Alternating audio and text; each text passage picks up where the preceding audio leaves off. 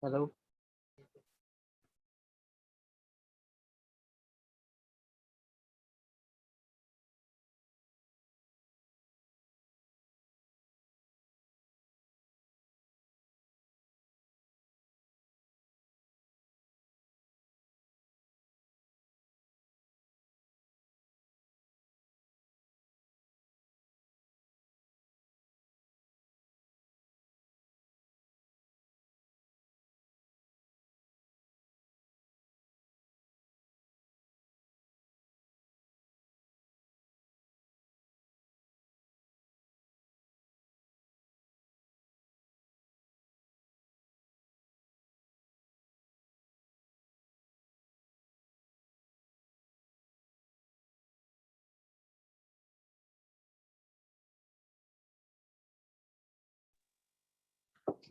Am I audible, sir? Yes, Dr. Roy, you're audible. Okay.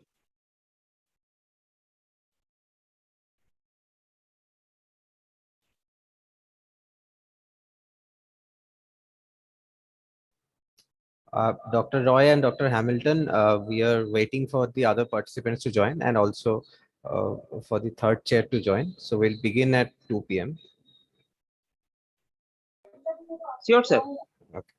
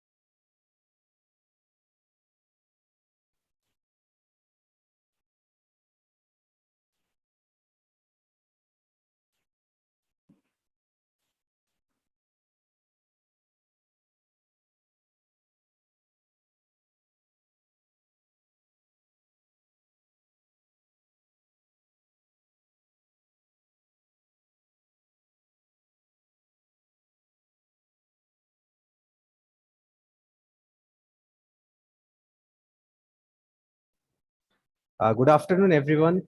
Thank you for joining in for the post-lunch session on the final day of this conference. In this session, we have 7 paper presentations.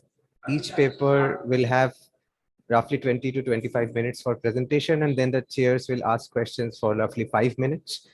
I request the chairs to kindly read out the paper titles and invite the authors to present their papers. So the 3 chairs for this session are Dr. Joydeep Sengupta from VNIT, Dr. Anurag Hamilton from UAM Jaipur, and Dr. Shahadev Roy of NIT AP. Now, I request the chairs to please take the session forward and invite the speakers.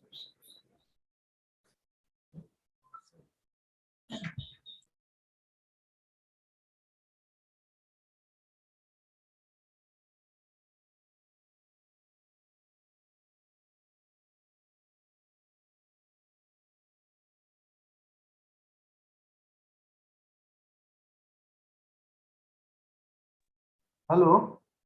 Good evening, Yes, everyone. yes, Dr. Sengupta, you're audible. Okay. Just a small announcement. Someone has joined the meeting with the name T. I request that participant to write his or her full name. Without writing the full name, we'll have to remove that person. Please, anyone joining the meeting, write your full name. Thank you, sir. Dr. Sengupta, please, you can continue. Okay.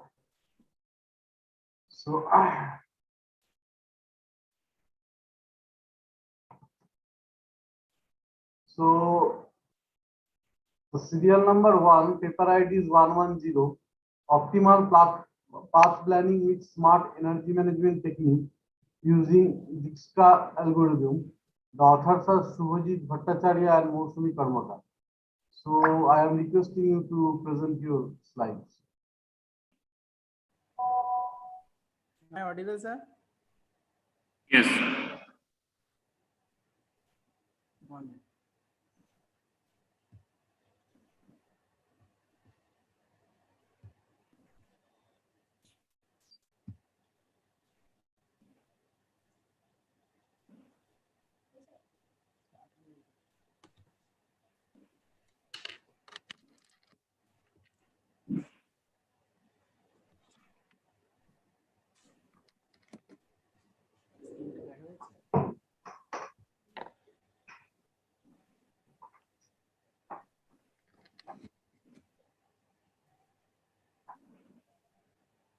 Hello. Hello. Am I audible, sir? Yes, you are. Is my screen visible? Yes, it is visible. Okay. So my paper ID is 110, and myself Subhajit Bhattacharya, and my co-author is Dr. Mousumi Karmakar. We are both from Mallabham Institute of Technology from the ECE department. And the title of our paper is Optimal Path Planning with Smart Energy Management Technique using the Dijkstra's algorithm. Now,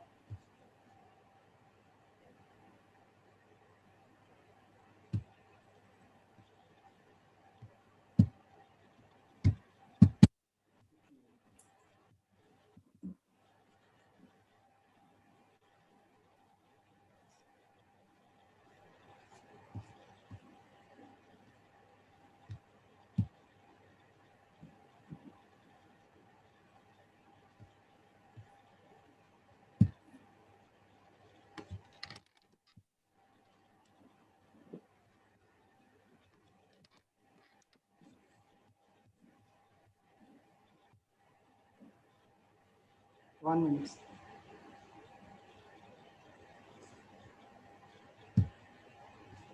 Okay. So the outline of the paper is arranged as follows. First is the introduction of the paper. Next, we will discuss the classical Dijkstra's algorithm. And third one is the proposed methodology. That means whatever work we have done in this paper, that will be discussed in this section. And fourth one is the mathematical calculation that is needed in this paper to calculate some of the vital point regarding this paper parameter. And last is the resultant discussion and the conclusion and the future one. These are the outline of our papers. Next is the introduction. So before the introduction, I would like to say that our paper, main motivation of our paper is to minimize the energy while transportation and traveling. Now in the nowadays, transportation and the traveling both are required in variety of business. Variety of business means someone is likely to see their near and dear ones, so someone has to travel between 2 points, or the other business companies and the houses of the different MNC companies, they will need the logistics and the transportation to transport their product to the intended customer. So that's why transportation and traveling from the inception of our society, earth, that is these two things are very much necessary. And here we will try to introduce these two concepts and try to minimize the energy criteria for the while traveling or transporting something between the two places, because energy is the most vital or the costly thing in today. So we will try to model the energy or try to minimize the energy in this paper. So next, to model the efficient transportation of the traveling problem, here we use the shortest path algorithm. Now the Dijkstra algorithm is very much popular algorithm in context of the calculation of the shortest path while in a graph structure of the tree structure. Whenever we try to model a particular portion of a road or a section, then we can model it using the different vertices and the edges connecting between the points. And whenever we try to move the between two vertices, the Dijkstra algorithm gives us the shortest path between these 2 points. But here we will not use the shortest path concept emphasizes in this paper. We will emphasize in this paper that the minimum cost is required. But most of the paper before our work is actually concentrating on calculating the shortest path between the 2 points. Now coming back to Dijkstra algorithm, it is a greedy approach.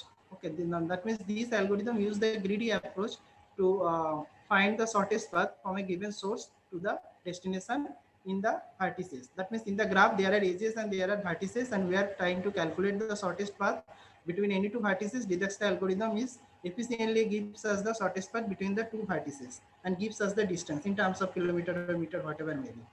But here we don't use the A-star algorithm. A-star algorithm is also a algorithm which can use to give us the shortest path between the 2 points. But apart from the actual cost, A-star's algorithm also use the heuristic distance between the 2 points. So heuristic distance calculation is very much difficult, and if the heuristic distance is not accurate, we did not get any accurate result. That's why we are eliminating the A-star algorithm. And we here did not consider the negative edge cost. That's why we did not use the Bell-Manford algorithm, because Bell-Manford algorithm is used to calculate the shortest path between the 2 points when negative edge cost is considered. But here in our work, we did not consider the negative edge cost between the 2 points. That's why we did not calculating or use the Bell-Manford algorithm. So our motivation for the paper is this. Now our aim of this paper is the proper path planning between the 2 points using the smart energy management technique. Now the smart energy management techniques means we want to not only we are interested to find the shortest path between the 2 points, we are also interested in minimize or emphasizes the fact that we want to minimize the energy consumption while traveling between the 2 points. So that is our motto or the aim of the paper. So that's why we improve the efficiency or the energy efficiency while traveling between the 2 points for better utilization of the available resources. So that is our motivation from 1 to 4 point, and our aim of the paper is the last point. Next, the classical Dijkstra algorithm. Now we have represented 3 slides regarding the classical Dijkstra algorithm. First, we will outline the different steps while calculating the shortest path between the 2 points. That is the written here. Next, we will give the pseudocode, and next in the third slide we will discuss the animation video so that everyone can get a view how the shortest path or the calculating the shortest path is used using the Dijkstra algorithm. Now I think from the third slide onwards it will be very much clear to everyone. Now in context of the classical Dijkstra algorithm, there is a graph, and in the graph structure there is a vertices, and the 2 vertices can be connected through an edge. So that is all about the graph structure. Now we have considered a graph structure, and from that point, starting point, all the distances is set to 0. Okay, but all other point and distance to infinity. That means starting point distance is set to 0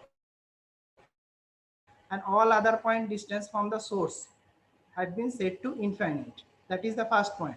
Second point is whenever we created the non-visited node for all points, including the starting point, that means we have created an array or the stack, anything you can create that will give track record of all the non-visited nodes. Okay. Second, a third point is in the subsequent steps of the algorithm. That means our aim of this in the Dijksta algorithm to reduce the cost between the two paths that we are going to calculate from the third points onwards. Now, whenever the new cost of the unvisited node, that means the 2 points, and the current node is calculated, and if the current cost is less than the sum of the previous cost, then we will update the new cost. Otherwise, we will retain the previous cost. So in this way, we are going to give a loop until the minimum cost between the source nodes to the destination node is calculated. So that is the outline of the classical Dijksta algorithm. Now this is the pseudocode. Now the pseudocode is, as I have said in this slide, that the starting point distance is set to 0, all other point distance is set to infinite. That is been written down here, that the distance in the source is source distance is given to 0 at the first point, distance to source is 0, and all other point distance from the source is set to infinite. So that is given here, distance ends set to infinite. Next, we have created a empty visited node. That means the apart from the source node, we have give track of all other node that has not been visited yet. Okay, so that is the empty node in the S, and Q is contain the initially all nodes. So S is the empty node and Q is the all node in the graph.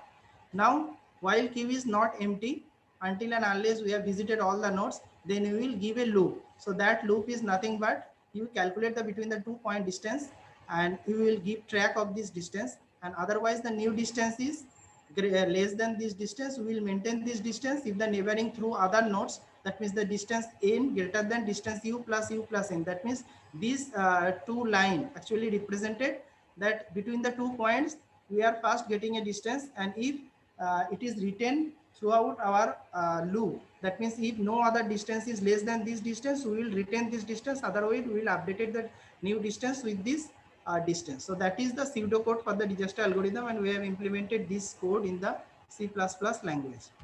Next, this is the animation. This animation is very much good, and I think all of the algorithm that I have discussed, the pseudocode and the step, that will be clear to you. So I am just running this video. This is a small video. Now, in this video, 1 minute, the video will start.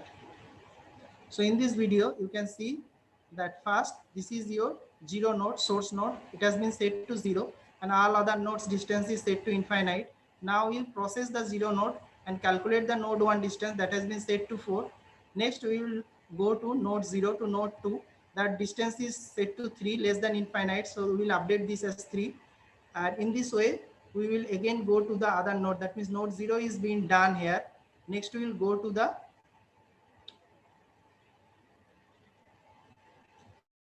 node 1 from this node. From this node to that node's distance is calculated and it has been updated.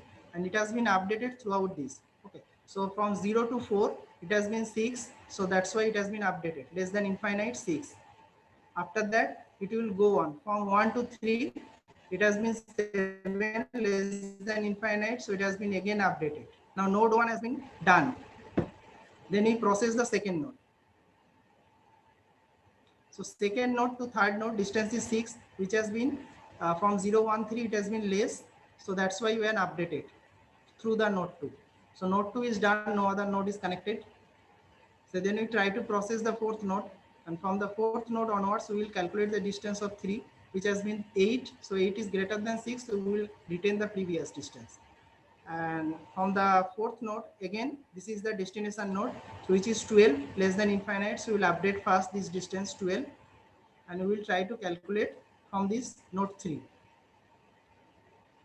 From the node 3, it has been processed, and the distance calculated is 7. So 7 is less than the previous distance, so we will update it 7. So in this way, we are calculating the distance. So all of the node has been done. So in this way, we are calculating the distance from the source node to the destination node. So that's why distance has been updated as 7. So that is all about the Dijksta algorithm. The source node has been set to 0, all other nodes set to infinite. And in this way, this algorithm runs in a loop. Otherwise, the destination node is reached and all other nodes that has been marked red has been visited. So this is the all about the Dijksta algorithm. Here is the vertices is 0, 1, 2 like that, and edge is 0 to 2, distance is 4. So that is the edge between the vertices 0 and the vertices 2.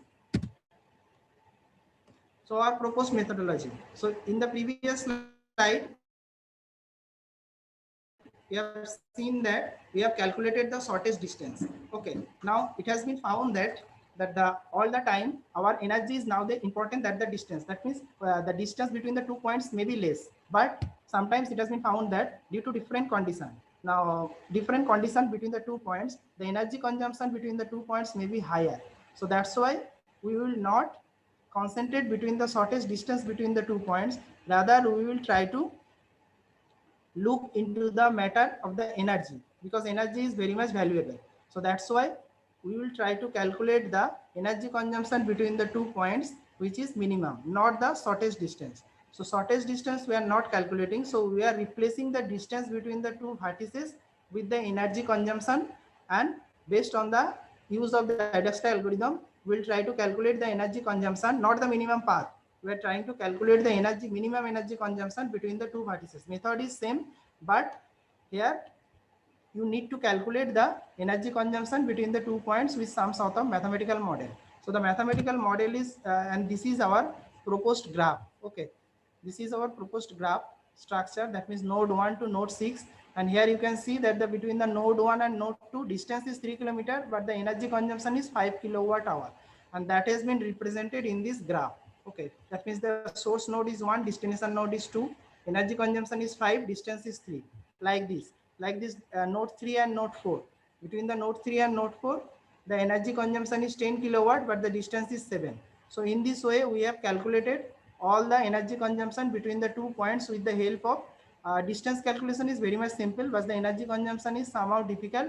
We have used a paper, a reference paper, which has been cited to how to calculate the energy consumption between the 2 points. And we have used this formula and calculate the energy between the 2 points. So that is our model. Okay. So next, this is the mathematical calculation. Mathematical calculation is actually associated with the energy calculation between the 2 points. So how the energy is being calculated between the 2 points. So that has been proposed here. And here you can see that the total energy consumption is composed of, this is the inertia force, and all have been written down here. This FRR, this force is due to the friction. FGRA, this force is due to the gravitational force, and FD, this is the aerodynamic force. So all of this equation has been written here, and we have calculated. We have also know the each of the coefficient value. Okay, and from there we have calculated the energy consumption between all the vertices in the graph. Okay, and this is the meaning of the different coefficient written down here. That means CD. CD is for the drag coefficient like this. AF is for the frontal area, vehicle mass, gravitational force, rolling coefficient, like this. Okay. So in this way, we are calculating the total energy between the 2 points, calculation of total energy, which is totally independent of the distance between the 2 points. That means the distance between the 2 points is nowhere connected to the energy consumption between the 2 points. That is very much related here. Now the result and discussion. Now in the result and discussion, what we are calculating, I have already mentioned that the original Dijksta algorithm trying to find out the shortest path between the 2 points. And here we are calculating the energy consumption between the 2 points, considering all other the root parameter, and that energy is being replaced between the 2 vertices. And from that, with the help of Dijksta algorithm, we are trying to find out the shortest energy consumption between the source and the destination. Now energy consumption can be varied due to the different factor.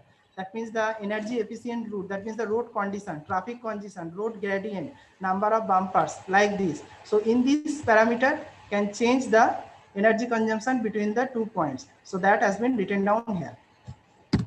So this is our C++ output program. So you can see that here the source node is, starting node is 1 written down here. Here in the left hand side, This is the original Dijkstra algorithm, which is calculating from the node 1 to node 6. Okay, so that is the shortest distance, and the path has been written down here 1, 3, 4, 6. This is the node visited while solving the original classical Dijkstra algorithm and calculate the distance between these 2 points. But in the right hand side, you are seeing that we are also calculating the minimum energy consumption between the node 1 and node 6, but you can see that the path is not same as the shortest distance path. That means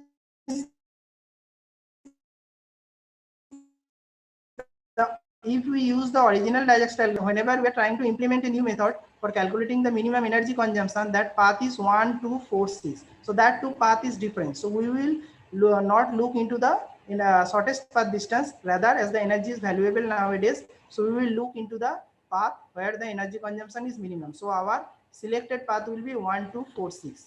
Okay. So that is our C++ output program that we have implemented. Next, this is the path. As I have mentioned, the shortest distance path is 1346. So you can see here 1346 has been marked as red. Okay, red color. So that color is the shortest distance path. You can see 255, that is the 12 kilometer. But the node visited it 1, 3, 4, and 6. But whenever we are trying to calculate the shortest energy calculation path, so that path is different from this path.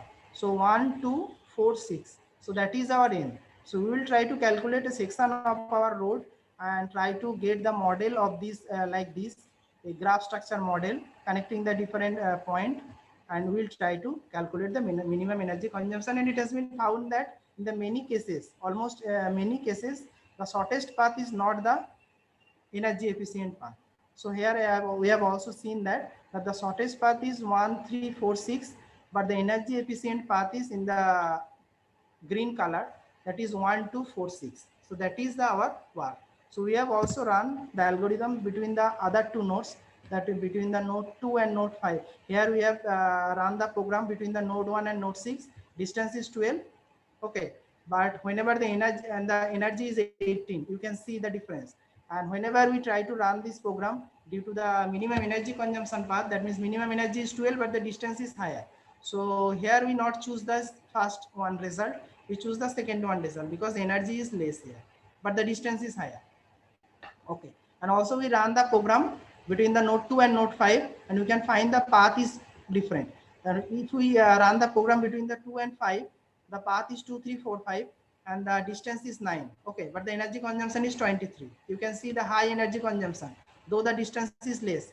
But if you run the program again between the node 2 and node 5 and calculate the distance, so 2, 4, 5 is the path, is the distance is 23 kilometers, maybe higher, but the energy consumption is 10.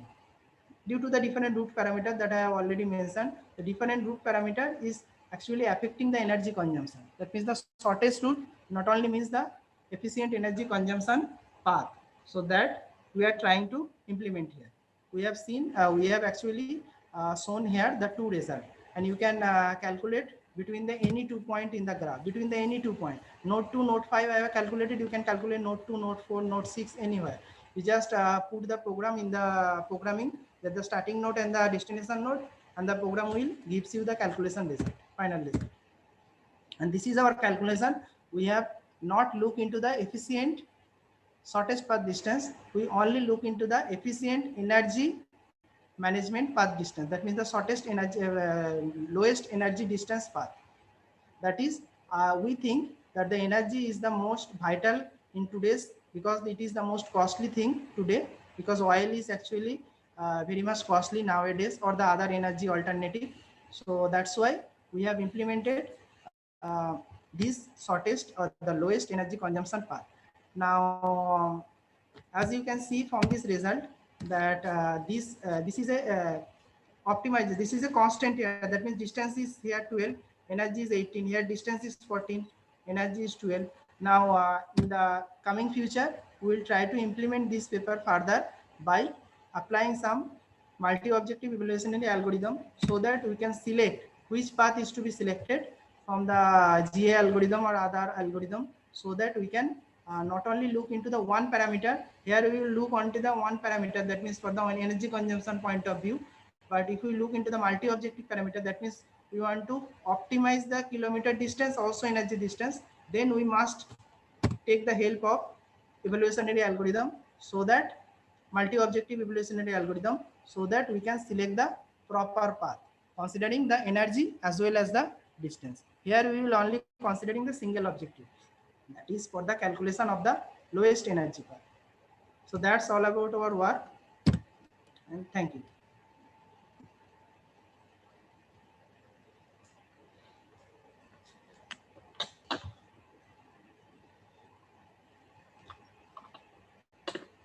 Hello, sir.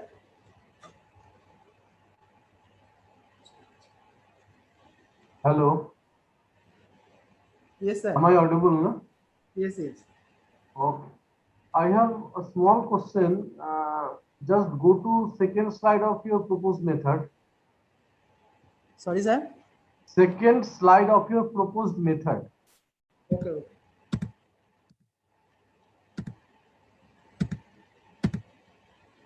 The next slide. Previous. Next. So the total average energy consumption is integration of P total into dt. So what is the expected lower and upper limit of P total? We are trying to calculate between the time interval, energy consumption in terms of the time interval. That means the dt, time energy consumption. So what is the lower and upper limit of that integral? Lower and upper bound, that means we have first set the velocity. That means that we have here the set the velocity at 110, 80 to 110 velocity, and the time duration you can set anywhere from the program. We have all these, put this data into the program, C++ program, and from the text file we get the data. But from the you can asking this. No, but physically the limit should be in time, not velocity. Integration we have performed between the 0 to 60-second time interval. So you are telling velocity, that is not correct. It is from time. And that you, whatever my second question that you already mentioned, that without least path and we cannot conclude least energy only, that you already mentioned. Okay. Sir, for me it's okay. If you have any question, please ask. No, sir. It's okay. You cover all of the points. Please call the next.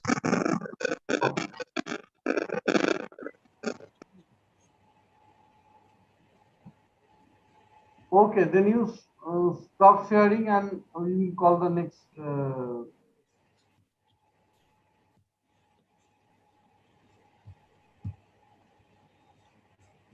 So serial number 2, paper ID 115, modified teaching learning based optimization algorithm for traveling salesman problem by Somnath Maji, Shantanu Mandal, Somir Maiti, Devashish Giri and Manoranjan Maiti. Yes, sir. Please start. Am I audible, sir? Yes. The screen is visible. It is visible also. Okay.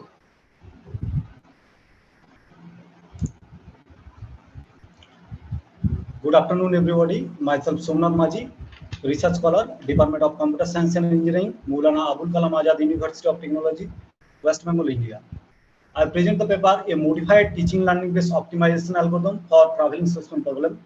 My co-authors are Shantanu Mandal, Dr. Somir Maiti, Professor Devashish Giri, and Professor Manoranjan Maiti.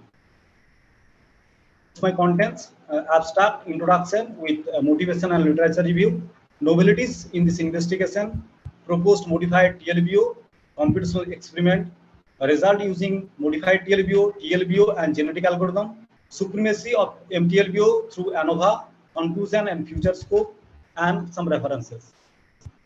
We proposed a modified TLBO for solving most popular discrete optimization technique, that is traveling salesman problem. We design MTLBO in the modification version of, in the selection, we use the probabilistic approach, that is Boltzmann selection, novel arbitration strategy in the teaching phase, and in the learning phase, we use novel interactive group-based crossover. In the teaching phase, we focus different learning abilities of different subject of individual learners. This is very much important because we're focusing on the different subject of individual learners. In the learning phase, learners are randomly divided to form the different groups as randomness, so it maintains the diversity of the population and avoid premature convergence. The proposed algorithm is tested against the benchmark instances from TSP library 1995, and the results are compared with the modified TLBO, and genetic algorithm. Genetic algorithm with the Raoult selection, random mutation, and cyclic crossover. The effectiveness of proposed algorithm is shown through the statistical test, ANOVA test.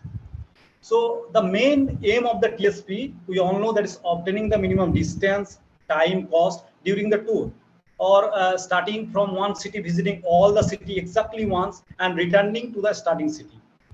As the TSP is NP-hard problem, so it can be solved by several heuristic algorithms such as genetic algorithm, ant colony optimization, Firefox algorithm, particle sum optimization. In recent years, mimicking the process of teaching learning, Rao et al. Proposed a novel meta-heuristic that is teaching learning-based optimization algorithm.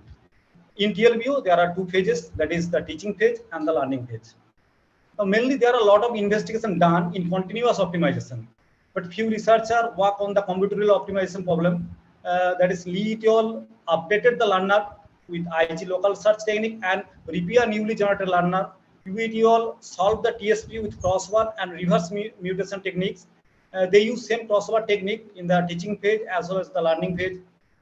Also, Sharon et al. Used the Lemma code, that is representation of permutation of a new mean of the class, and partial map crossover are used. In this teaching phase, they all consider the mean of the class for upgradation the learner. But in this investigation, we focus the individual difference between the learner and teacher. We basically focus on each and every student's their differences and their learning capability of each and every subject. Learners are always try to improve themselves through the experience of the teacher as well as their peer groups or the friend circle. In practice, a learner cannot learn all the subject equally and constantly. Inspired by these phenomena, we upgrade the learner differently for the different subjects. Now, in the learning phase, learners are learned through interaction among them. So we introduce novel interactive group-based crossover for upgradation the learner. As learner is selected randomly to form the groups, it helps maintain the diversity, as randomness is the most crucial features in heuristic algorithm.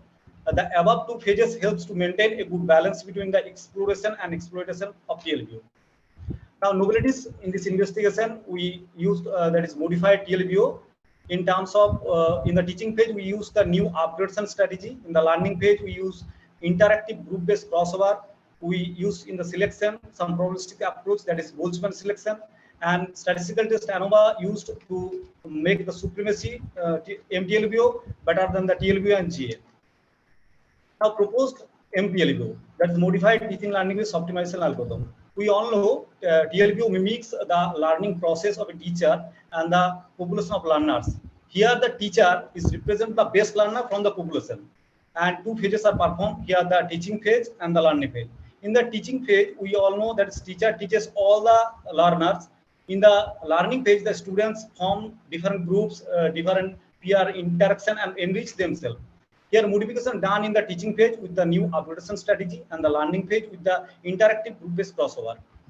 Now, representation: a learner of TLBO can be represented as suppose that is ith learner, that is xi is xi1, xi2 up to that dot xin, and xi1, xi2 are the different subject or visiting nodes in terms of TSP. An example of arbitrary learner or path, one-dimensional vector, that is representation of 5 different subjects or nodes maintaining the TSP condition as follows. Initialization: here we consider n cities constructing m routing path.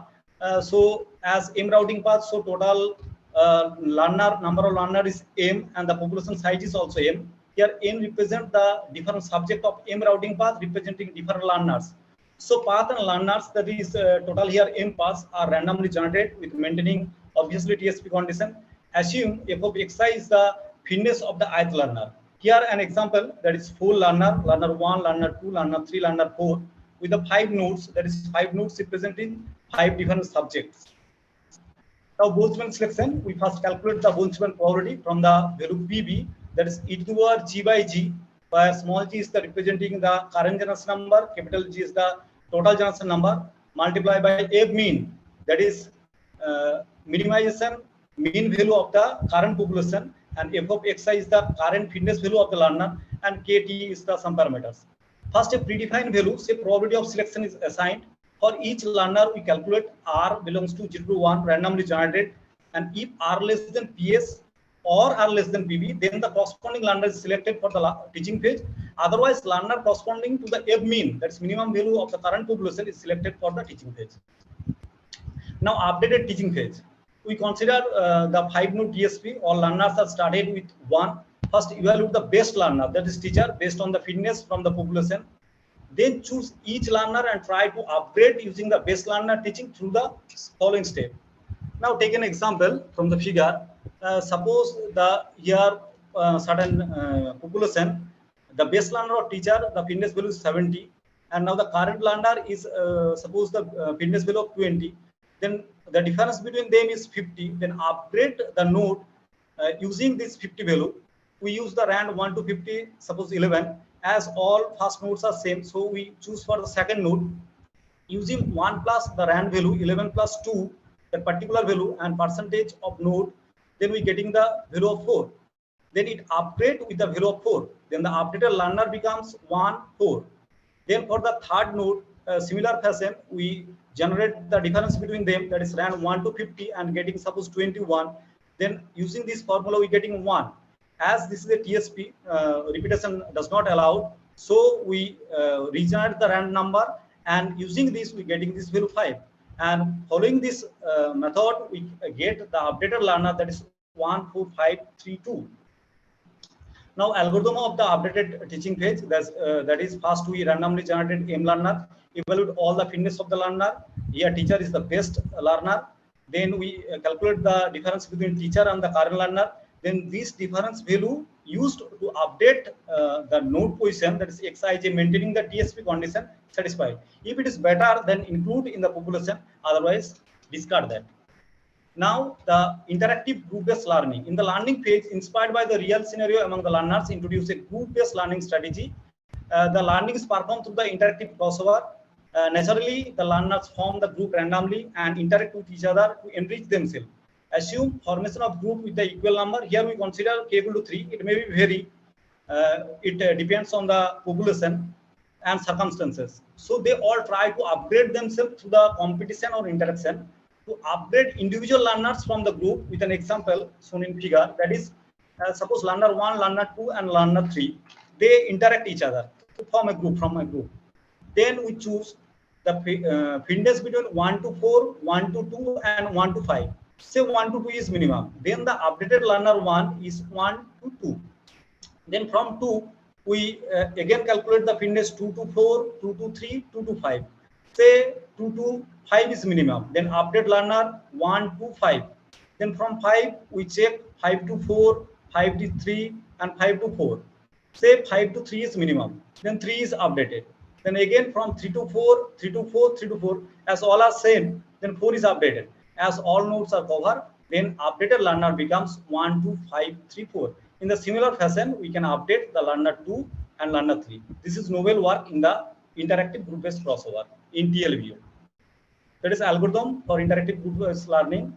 That is, first of all, population size we consider M, total number of distinct group, that is M by K is the number of learner in each group. Then choose the K distinct learner, and first node as the same considered. So choose next node to minimum first node and each next unvisited node, and continue this procedure and get the updated learners. So overall algorithm of modified PLBO, that is randomly generated initial learners or population, initialization G equal to 1, where termination criteria while G less equal to capital G, that is until maximum generation is done. Selecting M fitted solution from using Boltzmann selection as earlier discussed. Teaching phase using the algorithm 1, learning phase using algorithm 2, and update the generation and hen while until get the optimal or near optimal solutions. Now computational experiment, we designed the algorithm in C using the code block compiler, 5th generation Intel i3 CPU, and parameter setting, we have tuned the parameters to achieve the best result from the range some common parameters for MTLBO, TLBO, and GA. That is maximum generation we use 1000 to 2500. Number of learners and chromosome are 50 to 150. PS, probability of selection in Boltzmann selection, 0.40, 2.7. And parameter of MTLBO, that is K, number of each group. Here consider only 3 learners for each and individual group. And parameters for GA, that is PC, 0.25 to 0.5, and PM, 0.1 to 0.3. Now, result using MTLBO, TLBO, and GA, as discussed, that is proposed or intended algorithm MTLBO with the Boltzmann selection, upgradation strategy in the teaching phase, and interactive group-based crossover in the learning phase. TLBO, as cited the paper, upgraded strategy using crossover and reverse mutation they used, and GA, that is standard GA, Rowlett-Field selection, cyclic crossover, and random mutation. Their performance of MTLBO is established by solving 15 standard benchmark problems from DSP library 1995, and all results are obtained using 100 independent run. MTLBO performs better in terms of the best found solution, number of iteration, and CPU time measured in second. The running time increase according to the size of the problems. It's as per expectation. And by MTLBO, we get we achieve the optimal solution in the benchmark function, that is US16, GR17, GR21, base 29, TANCH 42, EIL 51, ST70, EIL 76. Now, this is the result for standard TSP problem from the benchmark insertion TSP library 1995. Most of the cases we get the better result from MTLBO in terms of best found result, number of iteration, and time measured in seconds. Now, this is the optimal graphical result of TSP library instance. Some of these, that is result of base 29, result of EIL 51, result of ST70, and result of 76. This is the graphical view of the TSP. Now, supremacy of MTLBO through ANOVA. Here, assumption of ANOVA we all know, that is normal population distribution, distribution having the homogeneous variance, and data are independent are satisfied. So, to determine the effectiveness of the proposed MTLBO, we use one-way ANOVA test. The ANOVA test is applied to determine whether there are any statistical significance difference between the means of the 2 or more independent groups exist or not. Here we use 3 algorithms, as earlier says, MTLBO, TLBO, and GA, with the max generation of 2500. And for the statistical test, we use 10 benchmark instances and 3 algorithms. Now, from different algorithms, so number of wins, we use 100 runs, and we getting the result of MTLBO, TLBO, and GA. And we see that its mean of MTLBO is better than the TLBO and GA. And also from the ANOVA summary table, we get that is between the groups, within the groups, and total. And the calculated F value is 61.05. Here we say that it means MTLBO is better than the TLBO and GA, and the calculated F value that is 61.05 is higher than the critical F value, that is 3.35 from the standard table. Thus, between the groups, significant difference exists. So, multiple comprehension test is performed.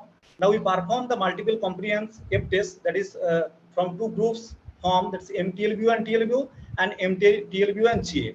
Now, taking the first group, we calculate the F value, we get the value 15.43, and similarly, we get from the second group, MTLBO and GA, that is 95.21.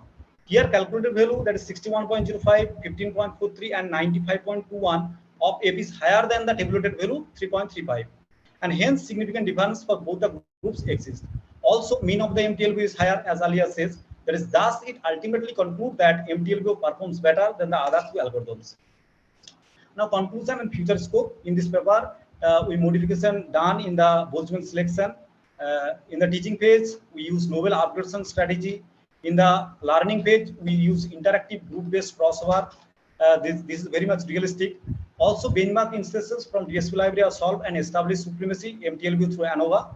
The proposed algorithm can be used for solving real-life combinatorial optimization problem like vehicle routing problem, traveling purchase problem, facility location problem, etc.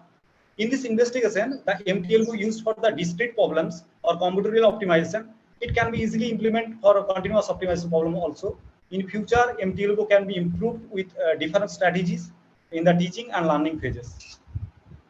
This is my reference, and thank you, sir.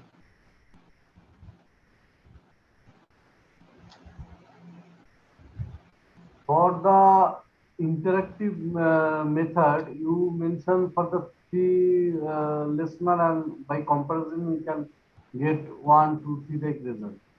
But if the number of learner will be more, then any problem will be there. Sorry, sir. 1 minute.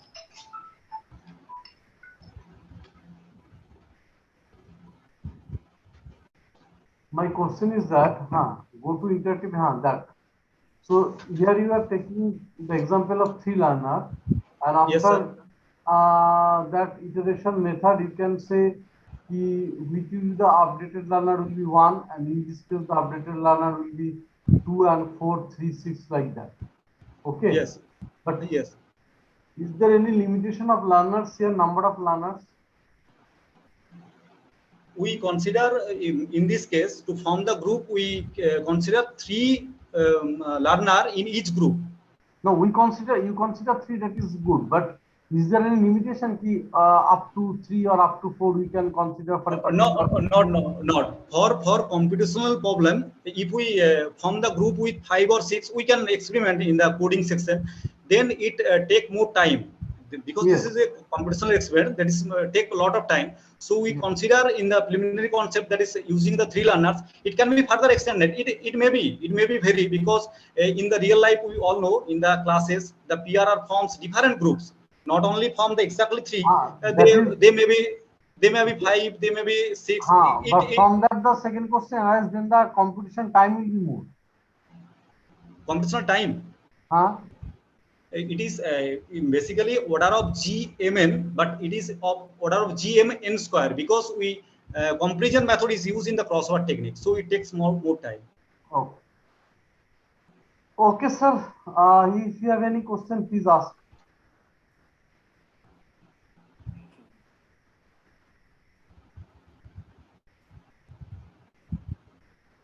If anyone has any question, please ask.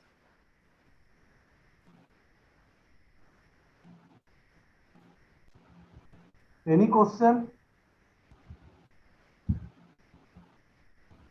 Any question is there?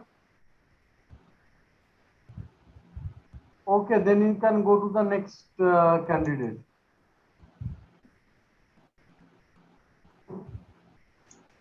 Okay, So the thank you, next- sir. Hello? Yes, sir. Thank you, sir. So the next is serial number 3, paper ID 112. True, sir. That disguise face classification using efficient net deep learning. Yes, sir. Padmasri G, Suti G, Wangle and Karanpura A Kotegar. So you Yes. please start. Yes, sir. Is my PPT visible, sir? And am I audible? Yes. Yes. Okay. Good afternoon, everyone. My topic is on disguise face classification using efficient net. And my paper ID is 122. So before I start with the concept of this, the disguise face classification is basically dealing with the concept of face recognition. So here, when I say face recognition, what is the word disguise is the new term which has been added here. What is disguise? A person who changes his attire and goes for some authentication purpose is called as disguised person. So to start with, I'll just start with the next. This is the outline of my presentation. It starts with the introduction, related works, the work which is being carried out right now, methodology, experiment results and discussion, and conclusion. So before I start with the explanation, I would like to highlight some few scenarios which has happened in airports recently. In September 11, 2019, a 32-year-old man impersonates as 81-year-old to go to the US, and he was caught in the Delhi airport. The main intention for him was to settle in US and have a luxurious life. His name is Jayesh Patel. The person on the right in the blue shirt and jeans is the person who is actually this. He disguised himself as a 81-year-old man. So his name as Amrik Singh. So this was identified by the authorities, and it was done manually. Manual identification was done. So this was the main drawback of it. So there we don't have any system which recognizes people who are disguised in nature. Similarly, in the one more scenario, in September 13, 2019, the 68-year-old man impersonates as an 89-year-old with a fake passport. Again, here he has been traveling between Singapore and here for with work permits, and later he was caught and taken for interrogation. So in this yet another scenario, in 2019 November 20, a Delhi man who was a TikTok artist was caught posing as a Lufthansa pilot at airport. The main intention was him to enjoy the luxurious life of pilots. His name was Ranjan Manubani. So yet another incident which happened recently in July 21, a man with a COVID positive person, he disguised himself as his wife, that is as a lady, to board a flight for some traveling purpose. He used a negative. The one advantage which he took was he used a negative PCR report, and it happened in Indonesia airport. And this was identified in the flight when one of the attendant identified this person who came out from a aircraft laboratory in the women's costume and exited in the men's attire. So this was identified and he was taken for interrogation again for later. When we see all these scenarios, what is happening is face recognition is one of the major drawback which is happening, but it is one of the best biometric which is used nowadays in almost all applications. But if you go to airport also, so right now many of the countries have started with the concept of face recognition, but one thing is that there is no application where we can recognize these disguised people. So so when we see this, what we observe here is there is a lot of research which is happening in the face recognition in the last couple of decades. So if I say what is face recognition, is basically we are trying to identify a person who exactly it is. And when we say the general process of face recognition goes like this: first, we either through an image or a video, we start with the detection of the face, then we align the face, then the extraction happens, and we match the features whatever been extracted with the database which we have, and that finally the recognition process happens. When we see these face recognition as a topic, so there are two things that comes into mind. One is disguised, and the other is impersonation. Disguised, as I told earlier, is one who changes his appearance or to hide his identity. Basically, is a person is called disguised. When I say impersonation, a person is someone else who is trying to use someone else's identity for pleasure, either for pleasure or by force, or to get some authentication purpose. So these are some of the examples where a normal person who look like, and some of the disguised images of the same person, and some of the impersonation. I have two set of examples here. As we all know, Amitabh Bachchan is one of the main leading actors in the Bollywood industry. So everyone would be able to recognize him with the different disguises. But if someone else tries to imitate him as a person, these are how we can represent. So these are some examples which represent disguised and impersonation examples. So when we see all this, the first step is the face identification in a complete face recognition process. So when I identify a person, the first thing I have to identify is who exactly it is. That is whether he is disguised or a normal person without using any external attires. So possibilities for disguise is that, or face modification, we call it as he can wear a wig, changing one's hairstyle or hair color, wearing a hat or wearing any eyeglasses, or removing or growing a beard. These are one possible possibilities of changing his attire. And the main intention is one is changing his own identity. So as this is one of the most essential biometrics used in nowadays in most of the application, which is used for identifying the people. So as we know that with the growing presence of video surveillance and face recognition, it is essential to recognize these faces that who are disguised. So, but by having disguised images, what we identify is the face recognition system, what are the applications, the performance is degrading if you are disguised in nature. So what is the current state in India right now? Even though we have many countries who have already implemented face recognition technologies, India is about to start in June 2022. In the first few airports which will be implemented is Varanasi, Pune, Kolkata, and Vijayawada. And the main intention of this was to promote the paperless air travel And it was the Airport Authority of India has engaged NEC Corporation Limited for implementing this as a part of DigiYatra policy. This is the current state of India. So what exactly is the importance of this particular research? Is mainly it provides improved public security, fast and non-invasive identity verification, and in banking sectors it is helpful, in the retail industry, along with improved worker attendance system, which is one of the main applications where it has been used nowadays. The main motivation for selecting this particular topic is because we have lack of efficient automated surveillance systems for recognition people in disguise. And also one more is the deep learning, which has been of great success in the computer vision problems. So to discuss a few related works which has happened right now is in 2014, Jingli et al. Proposed a system where he disguised face detection and recognition under complex backgrounds. The main work the work they proposed was a disguised face detection and recognition system, which consists of two stages. In the first stage, they determine whether the object is a person or not using local binary patterns and histogram of oriented gradients. And the second stage, they determined whether the face is disguised and the class of disguise. So, and they had used an ADABUS classifier. And in 2018, Tomley and Kotwada proposed an application of deep convolution network to prevent ATM frauds by facial disguise identification. So the proposed method was to identify users with disguised face attempting a fraudulent ATM transaction. And here they had classified into three groups of people. That is, whether the person is disguised, or the is he partially disguised, or is a normal person or an undisguised face. So here the main thing they observed was that only with the low background cluttered frames they were able to identify this.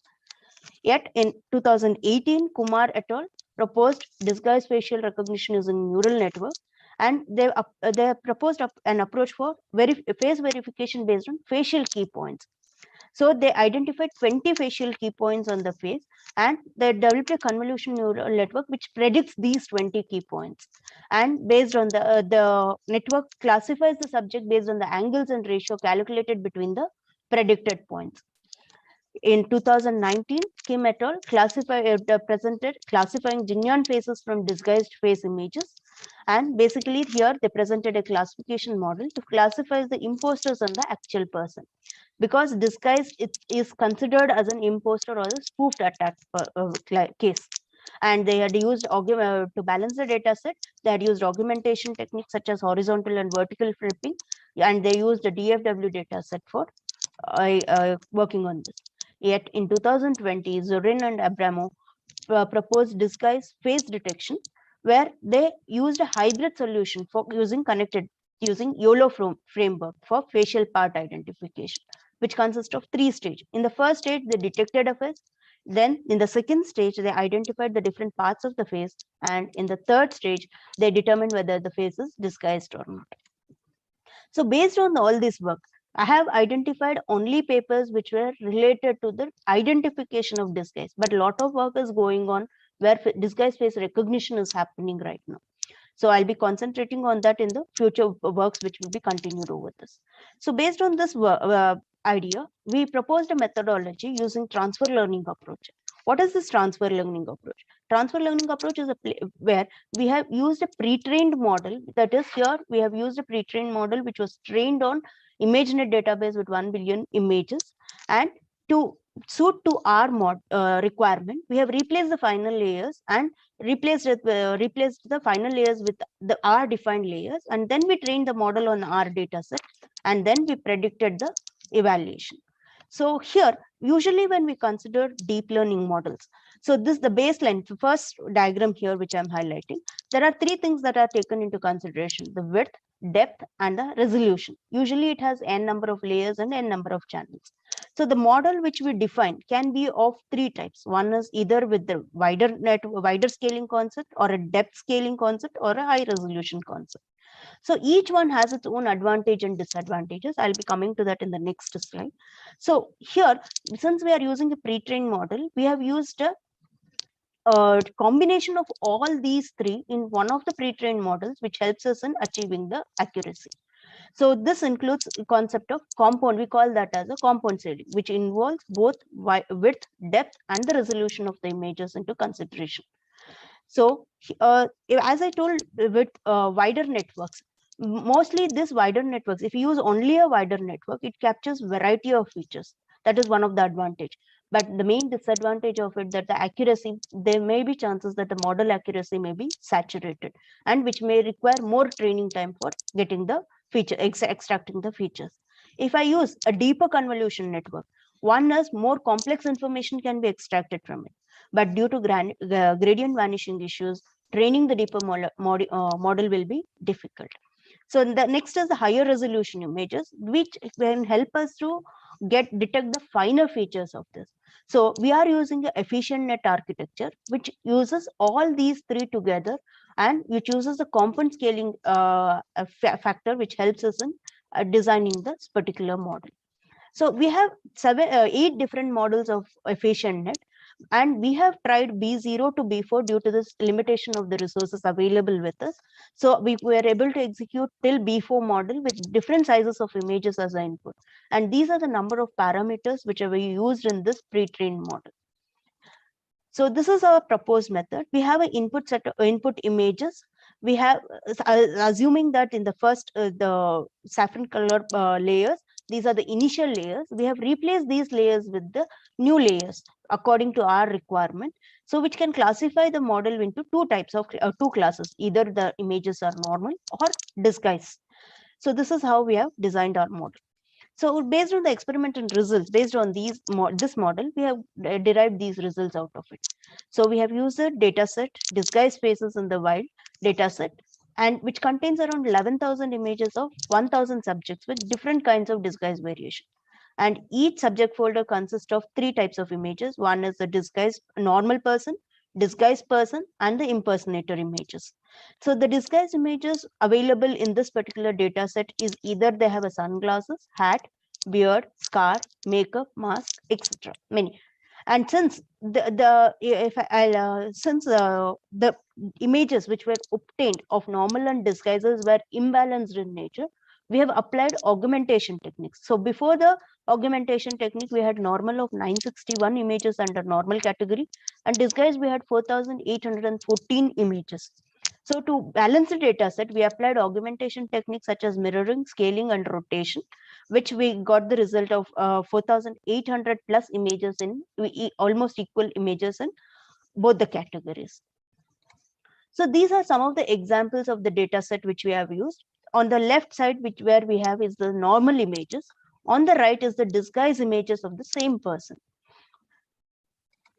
So what the experiment, the data set, what we divided is we split it in the ratio of 70, 15, 15 for training, validation, and testing purposes, which consist of 6,714 training images we had, 1,437 validation images, and 1,444 testing images we had.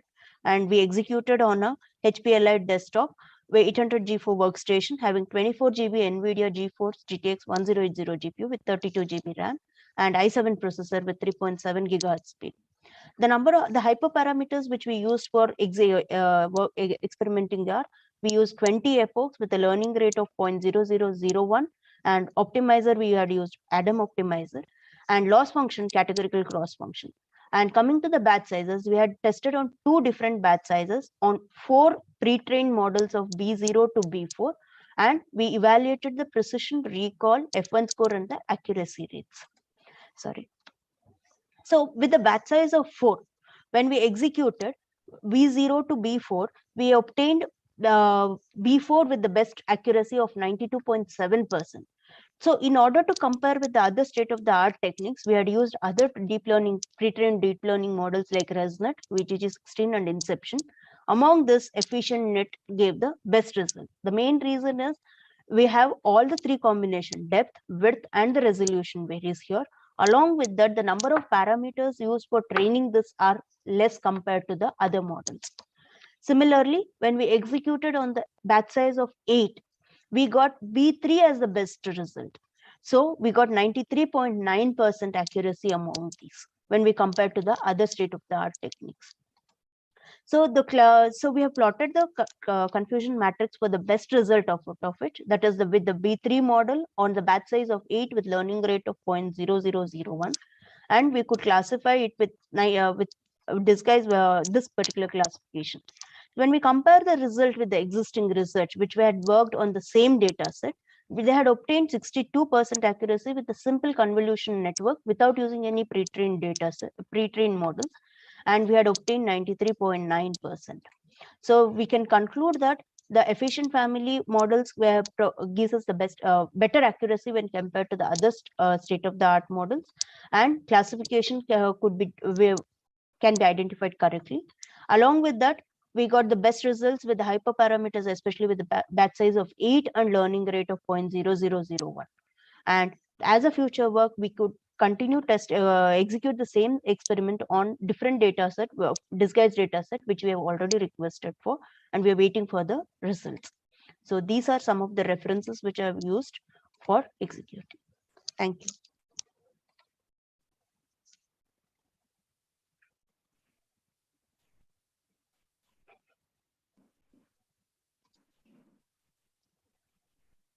Okay, you presented in a very good manner. I have no question. Thank you, sir. So, Dr. Anurag or Dr. Sahadev, if you have any question, please ask. Yes, sir, I'm here, sir. Actually, I have just one question. Actually, Yes, sir. it's a very good thing, but how we can just prevent it from, being misused? This is my question.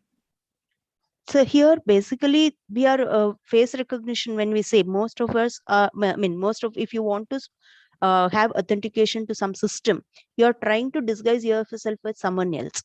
For example, if I take myself, I have an authentication system in one of the application. If one of my friend want to access the data which are private data, which is stored in my system, they can use my attire or with additional possibility saying that she is representing me there to access that particular data. So I can help my design application which helps me that someone else is trying to tell that they are in disguised nature. It is not the actual person. So it's a part of the face recognition process, the initial phase. That is, first we tell they are disguised and then tell who exactly it is. I Thank hope you. I answered your question, sir. Yes, thank you. Thank you, sir. Dr. Sahadev, you have any question? Otherwise, we can go to the next participant. Thank you, madam. Thank you, sir.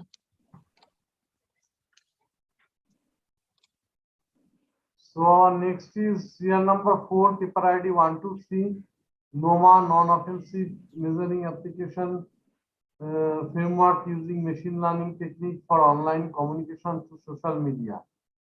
The author is Gitanjali Sharma, Gursiman Bhar, Pahuldeep Singh, Nilesh Gupta, Nidhi Karra, and Anshu Parasan. So please start.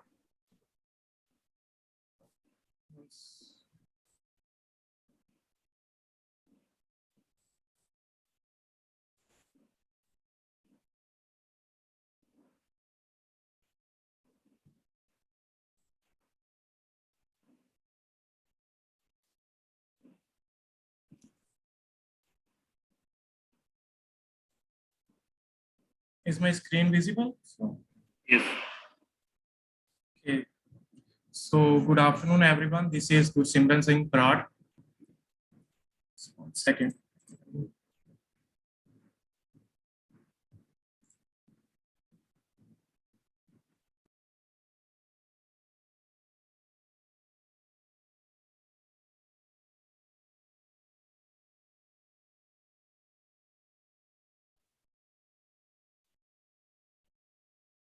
Your screen is not visible.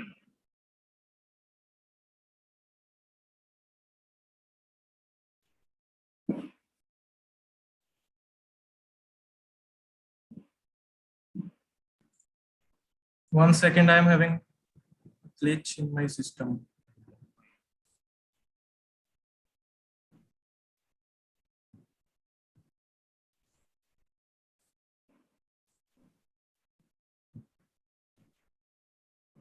Now it's visible. Is it visible? Yes, it's visible.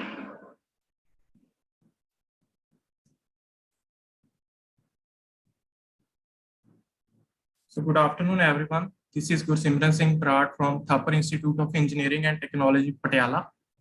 I will be presenting our paper named NOMA, Non-Offensive Message Application Framework, using machine learning technique for online communication through social media. So other members include Dr. Nidhi Kalada, Dr. Anshu Prashar, Pahul Deep, Nitish Gupta, and Gitanjali Sharma. Our paper ID is 1123. So, okay, so this will be the structure of the presentation, starting with abstract and introduction of the paper. Then I will mention about contributions in the work. Moving forward, we will be analyzing relative works done in past and our proposed work. Then we will be discussing the main part, NOMA framework, and selection of classifiers and different results obtained. At the end, we will discuss about the future scopes of this framework. So the usage trend of social media platforms such as Facebook, Twitter, and WhatsApp is increasing among all age groups, but it has increased rapidly, especially in teenagers. So the circulation of offensive, hate, or abusive text to the online community directly affects the mental growth of a person. To address this issue, in this work, we have proposed a machine learning-based framework. So further, we have implemented the proposed model and built an Android-based application named as NOMA, which having the inbuilt machine learning-based features of offensive, hate/abusive text detection and filtration is done at the center level. So having an application like this will be helpful to filter the abusive text at center level to maintain peace among the individuals and society. So the main aim of the paper is to propose a machine learning based framework which detects, classify, and filter the offensive text, particularly in 3 languages: English, Hinglish, and Panglish. So Hinglish is actually the blend of Hindi and English, which we usually do in texting in day-to-day life, and we have also done it in our native language, Punjabi. And a message application in which offensive violent filter will be integrated and users will be interacting with each other using this application. In this, when the sender writes a message to send to the receiver, the message will first pass through the offensive filter, and then the level of obscenity will be determined. If found greater than the one proposed, it will restrict the message to be sent to the receiver, and this is how harassment or protection of individuals can be achieved. So talking about our contributions, we have proposed a machine learning based framework at sender level. And next, we have built, trained, and tested the proposed model and evaluated its performance.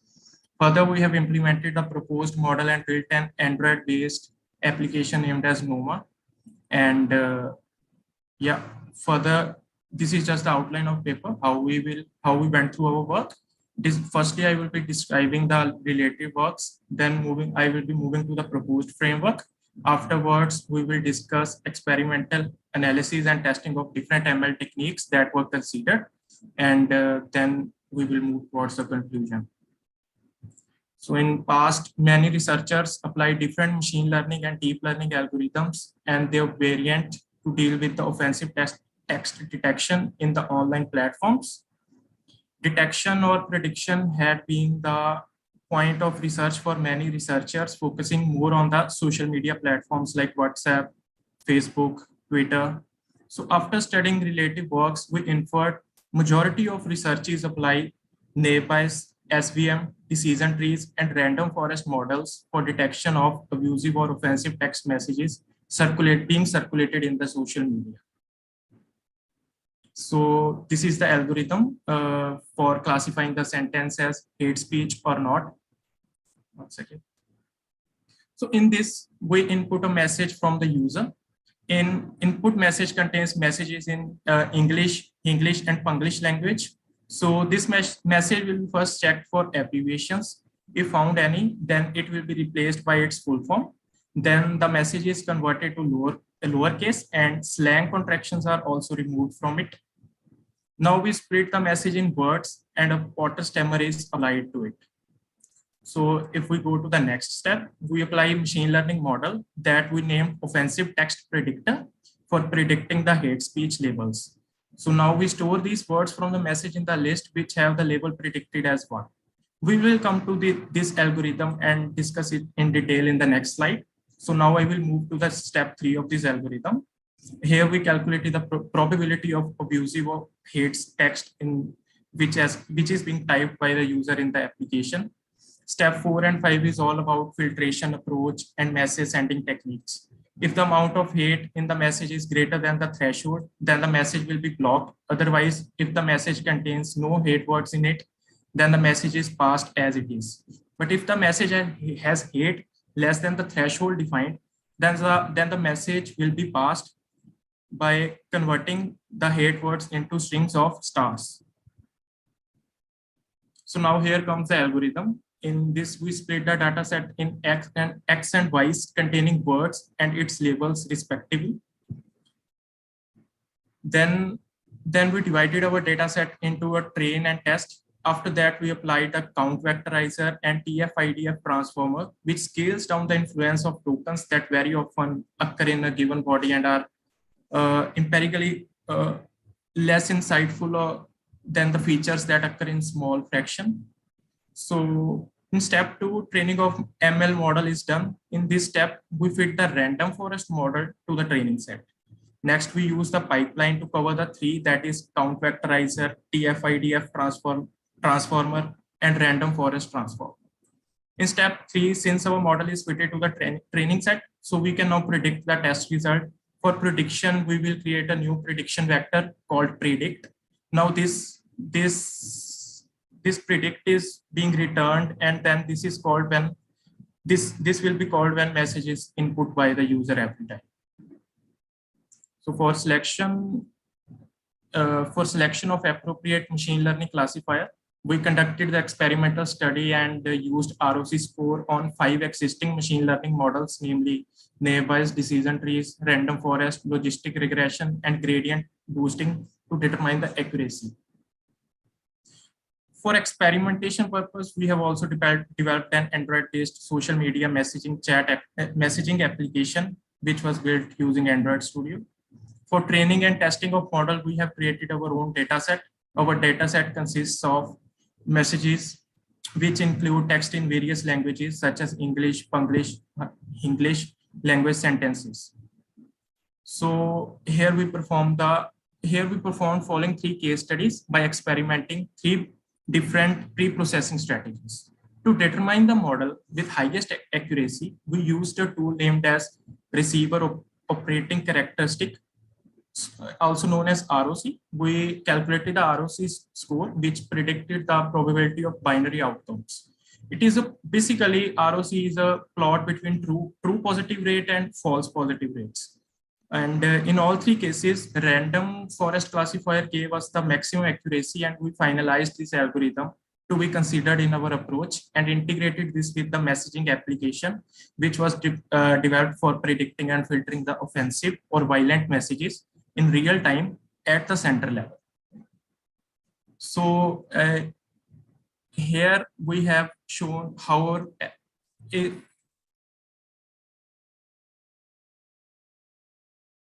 here I have shown how an app works in this implementation framework.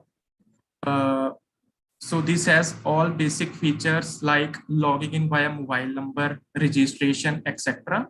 Next shows the Noma. Next, it is here it shows the features of the Noma application, and below we can. So all the details of this violence detection filter I have already discussed before.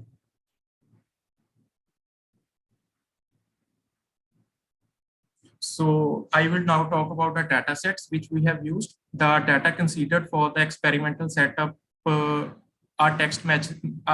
only the text messages written by the user at the time of sending the messages through the application. And the message enter will act as an input in the filter embedded in the system application, and thus compared with the trained data, and it will be compared with the trained data set, which consists of 2 columns and around 12,000 rows.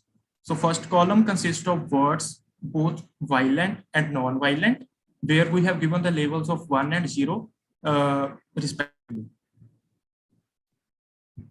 So now I will discuss about the testing of algorithm and features of the application that we developed. So first, our system was tested for abbreviations and slang contractions. In this, abbreviations and slang terms were mapped to their full forms and embedded in the message in place of them. Then our system was tested for English, Punglish, and Hinglish sentences individually, and then with the sentences combining all 3 categories of words. So offensive words were determined and probability was calculated, which determined whether the message would be passed from the sender or it should not be passed. That is, actually it should be blocked. So that I will now talk about the test features of the application. So first we check if the application is crashing or not. Then we checked into registration and login page. Then we checked if our application is able to add or remove friends, and also are we able to send or accept the friend requests easily. So basically our application has all the basic features that a sending or a messenger should have. Sending application or a messenger should have. So then we checked if we were able to communicate, that is chat with a fellow user, or we were able to chat in group also. This was also tested. Then we checked whether we can add the friends from the contact list, and whether the user is able to verify his phone number in real time.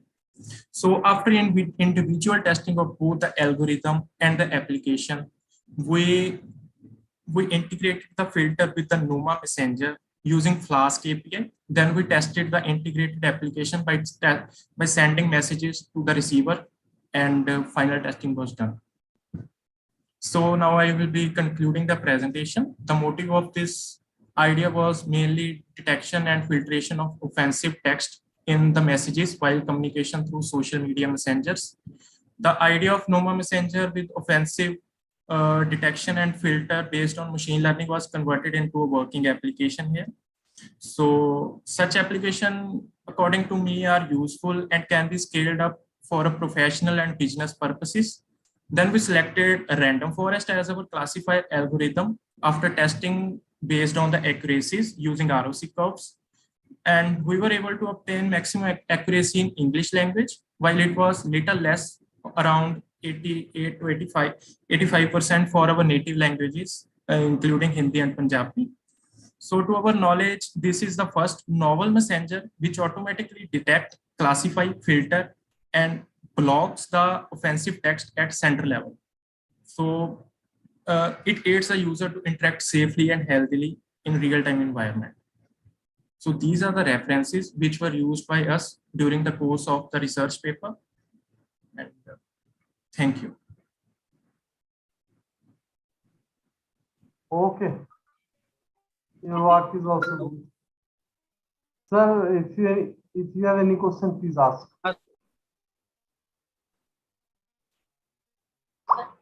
No, sir, I mean, it's good.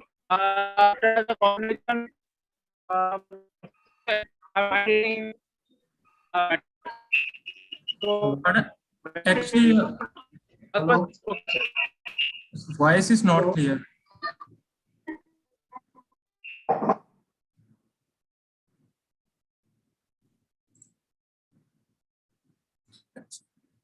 Actually, your voice is not clear.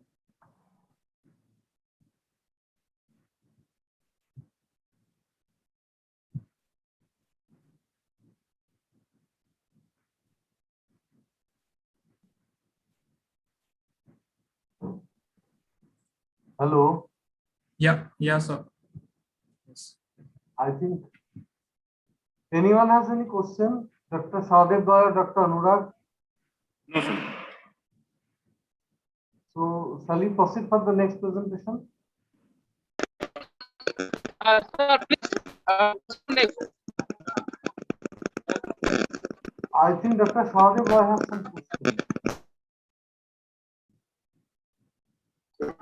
Sir, proceed next, sir. Acha, proceed for the next. Okay, thank you. Okay, thank you. Okay, thank you, sir. Okay.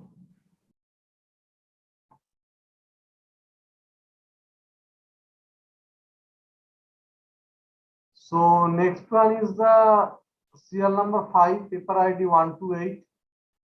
Design and analysis of low voltage driven remain switch with preformations. The author are Sanat Kumar Tusali, Shoaib Intaid, and Greek Prasad. Please start.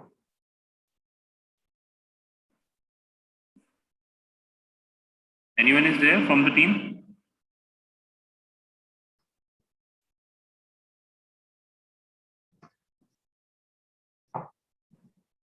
It's paper ID 128.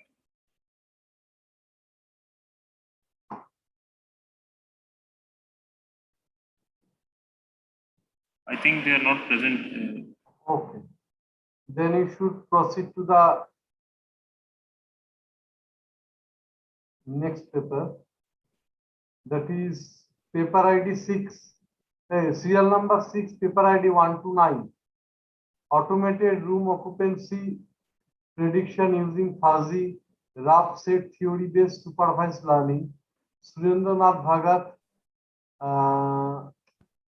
Anirban Mishra, and P. Rath. So you please start your presentation.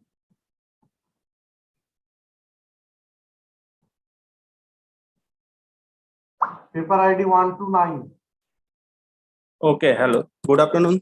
Hello. Yes, you are Yes, visible and audible both. Please. Okay, can I start, sir? Yes. Okay, sir. Good afternoon to all of you.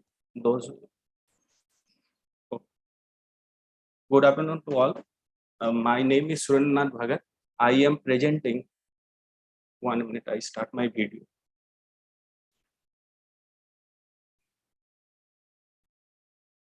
So,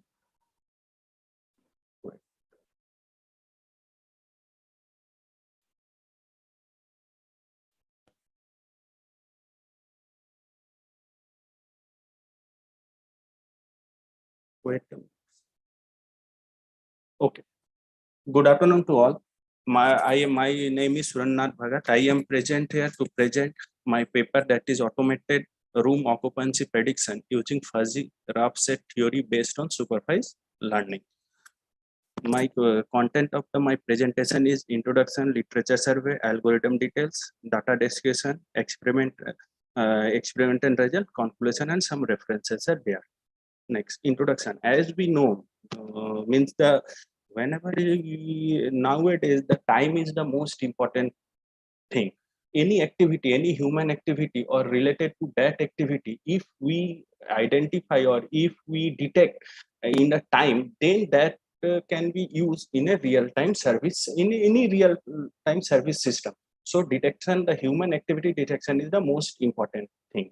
There are various research problems that can be combined together in the domain that is called human activity recognition.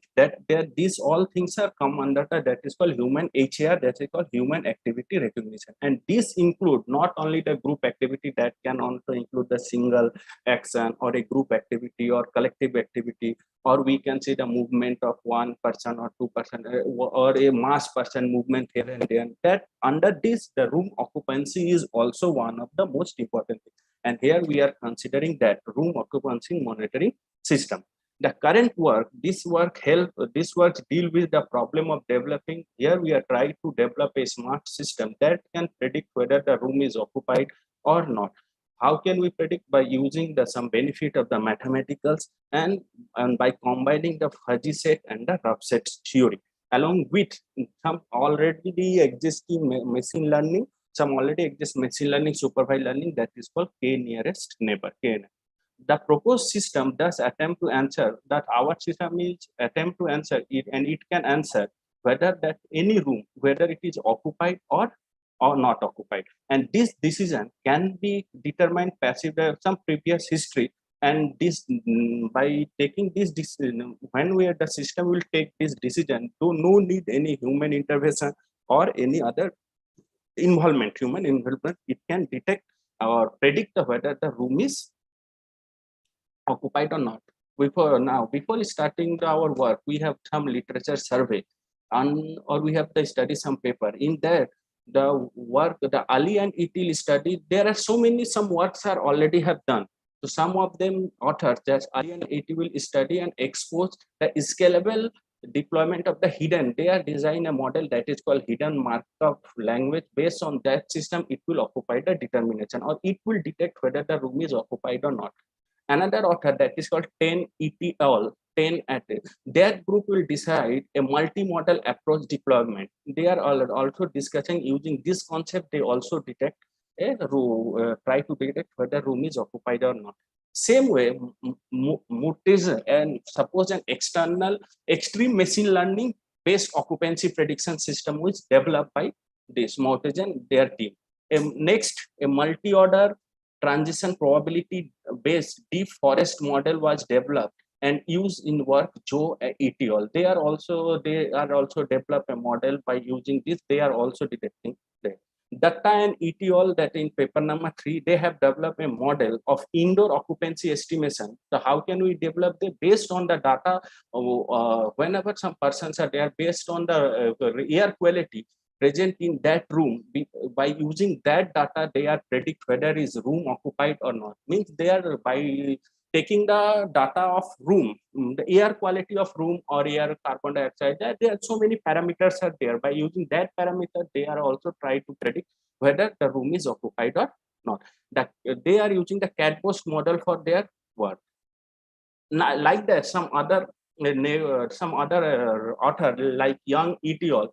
That utilize the fusion of image information from the crowd data. When some persons are present in a particular room, then the image of that data there, or image of the room, by using the image of the room, they are trying to predict whether the room is occupied or not. Like next, Sun et al. Combine the room entrance.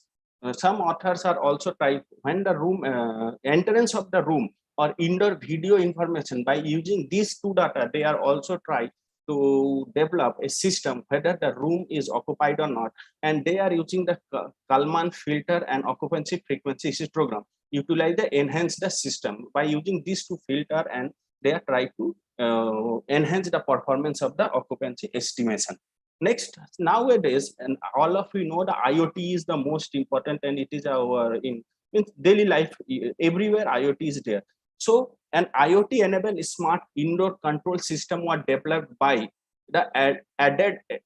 Then that system will automatically, this is IoT, this can take sense the images of the person or air quality. It can particularly detect whether the room is occupied or not. From this survey, like there's some other paper, so many papers are there. From the survey, we observed that though all the work utilized machine learning, so many different supervised learning also algorithm, but none of them has used the deployed, or none of them use the fuzzy set or rough set classifier to developing the system. That's why we are trying to use, or we are using that fuzzy rough classifier to predict the system.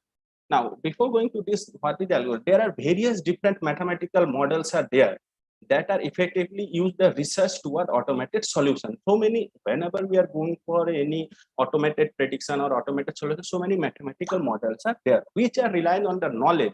How can we predict that? We are predicting on the some predefined or pre-existing history, pre-existing historical data toward the learning and the prediction. But whenever we are generally, if just now I have told that IoT based data. However, often whenever we are gathering the data, that whether it is gathered from any IoT device or some anywhere, whenever we gather a data, then in that data, in the collection of that data, either by the human error or by any error, so many incomplete information, so many different types of problems are there in that data. That data can be incomplete, or that missing value are there, some value are missing, particular attribute value are missing, or some data is repeated more than once, or some data are not clear. So how before that we have to handle these types of situation. So the rough set theory is one of the most important set theory which can handle this all types of problem. It can help the rough set theory identify the partial, or it can identify the dependency between the data, or estimate or redundant data, give or it can predict the missing value data, or it will eliminate the means eliminate the redundant data. And the rough set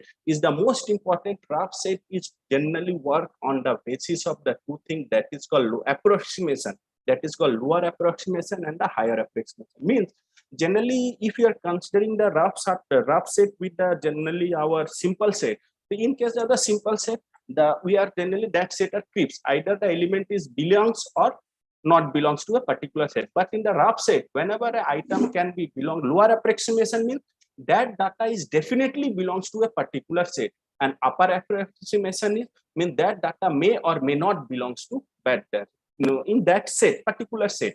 So that is the one of the most important concept of the rough set theory is the lower and upper lower approximation. Next, the fuzzy set theory is concerned, all of we know the fuzzy set theory is concerned with the variable degree, the degree of the the percentage or in the degree up to what extent it can belongs to a particular different cluster, or you can that cluster may be called as a different types of set.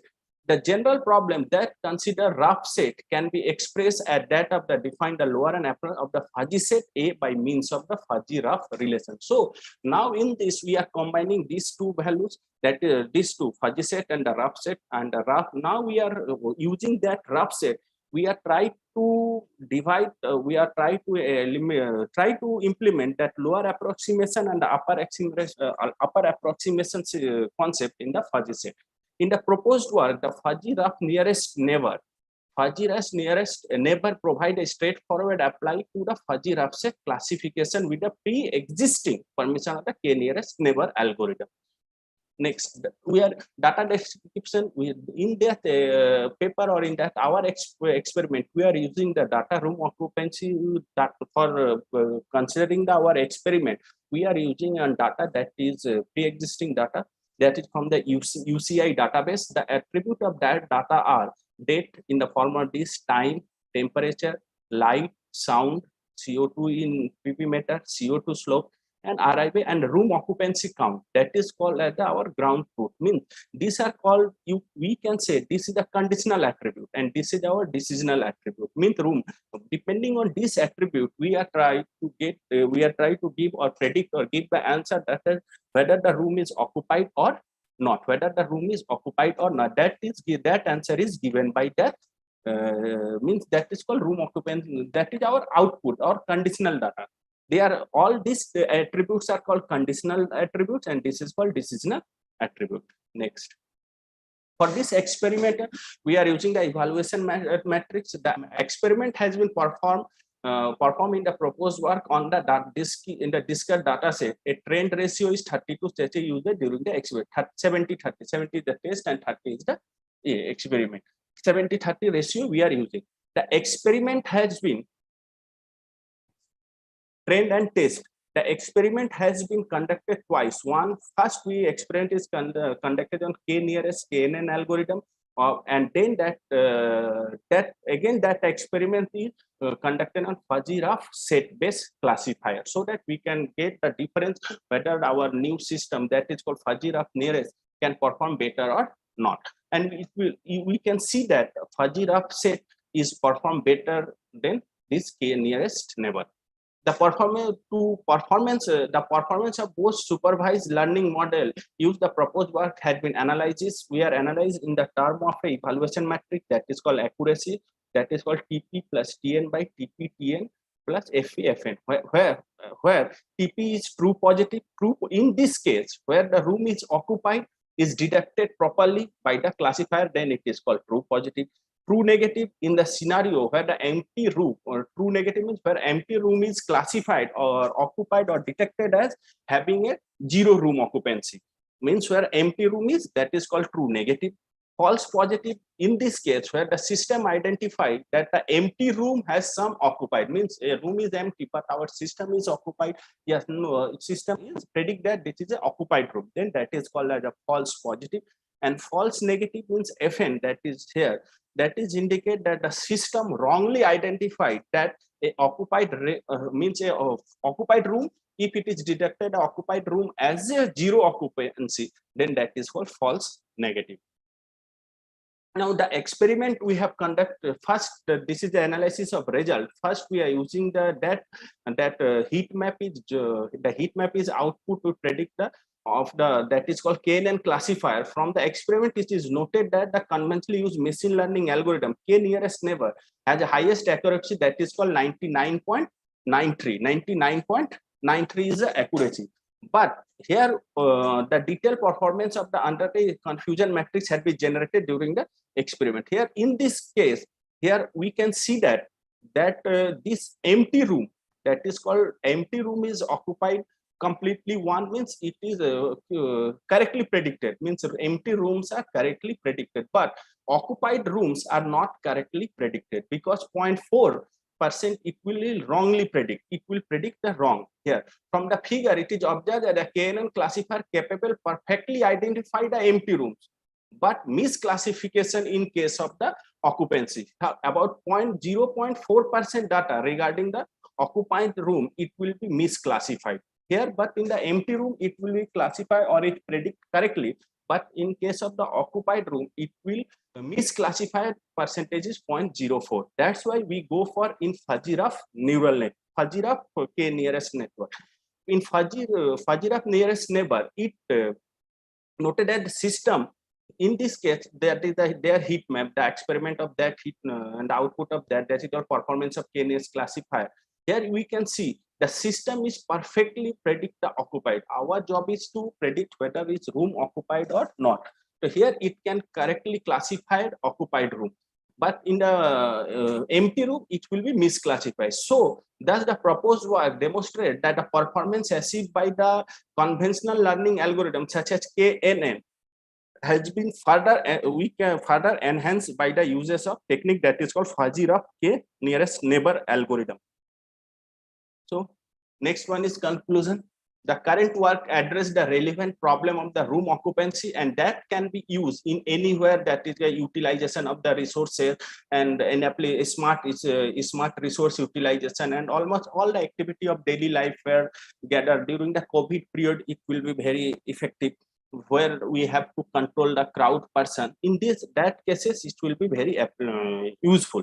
The Fuzzy-Ruff shares theory combination with the conventional supervised learning, a standard data set is gathered, and UCI repository was used to demonstrate the system efficiency. Here first we consider that first we use that data set on the KNN. After that we are using the Fuzzy-Ruff nearest neighbor, and we can see that higher accuracy, that is called 99.96.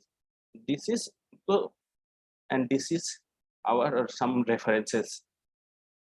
This is, thank you. Is there any drawback of your method? Yes, sir. Is there any drawback of your method? No, sir. But I think some misprediction. Hello, sir. Hello. Sir, I have a question. That you calculate the complexity of this algorithm? No, sir. Have you measured the complexity of this algorithm? No. Till now we are not calculating the complexity of the algorithm, sir. We are doing in our future work, that is, and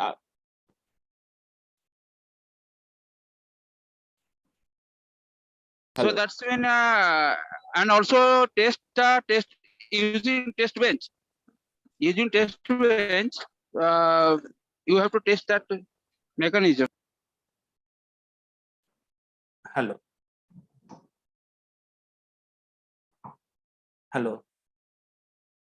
Okay, fine, sir. Hello. Okay, fine, sir. Please Okay. continue.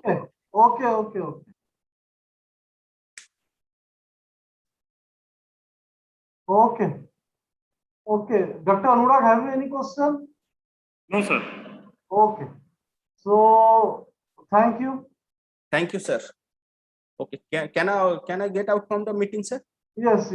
Okay. Thank you, sir. Thank you. So our last paper is serial number 7, paper ID 5.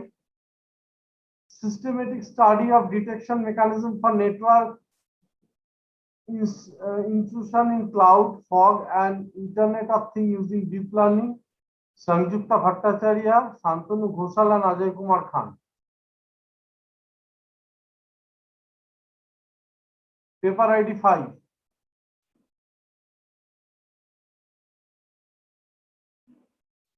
Is anyone from the team?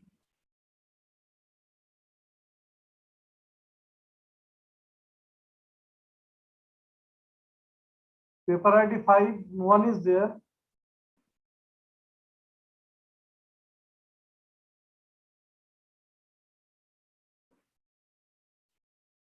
Paper ID number 5. Wait for few minutes, then we'll-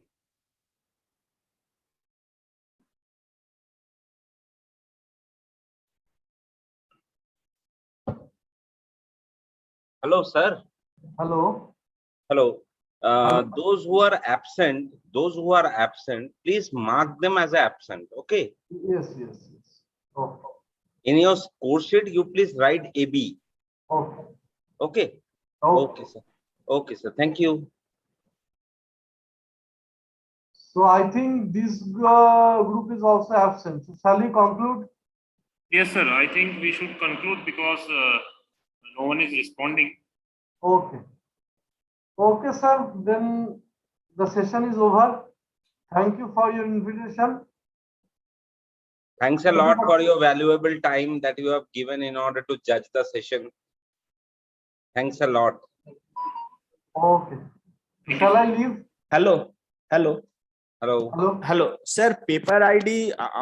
You are asking for paper ID 5, no? Paper serial number 5. Paper ID.